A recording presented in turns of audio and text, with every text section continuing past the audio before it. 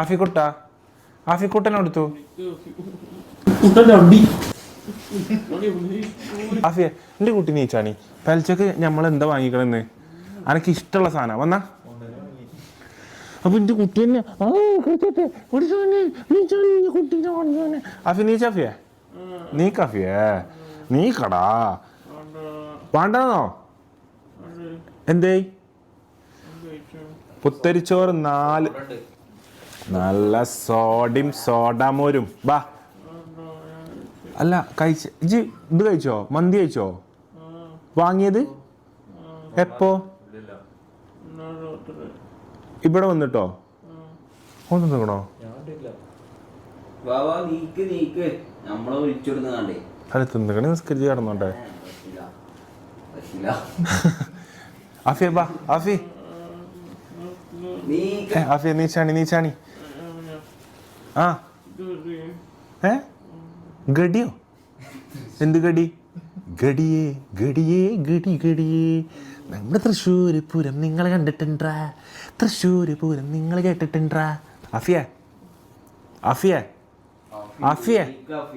ആഫിക്കുട്ട വല്യമ്മ അങ്ങനെ വിളിച്ചല്ലേ ഇമ്മു. ആഫിക്കുട്ടനെ കൊടുത്തു.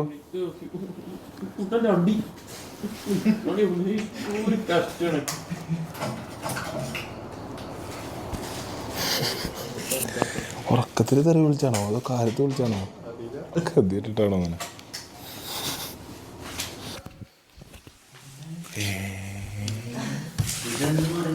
ഇതെന്ത് മണിമായം? ആയിക്കോട്ടെ എന്നോട് എന്താ പറഞ്ഞറിയോ? പോടാ എൻ്റെ അണ്ടിയും.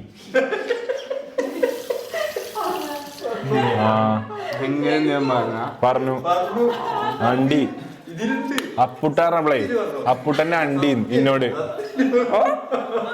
ആയിക്കോട്ടെ ഊണ് ഉറക്കം കളഞ്ഞ എന്നെയൊക്കെ വളർത്തിയെടുത്തതിനാണ് പഴച്ചക്ക് ഞാൻ വിളിച്ചപ്പോ ചിന്നോട് പറഞ്ഞതാ.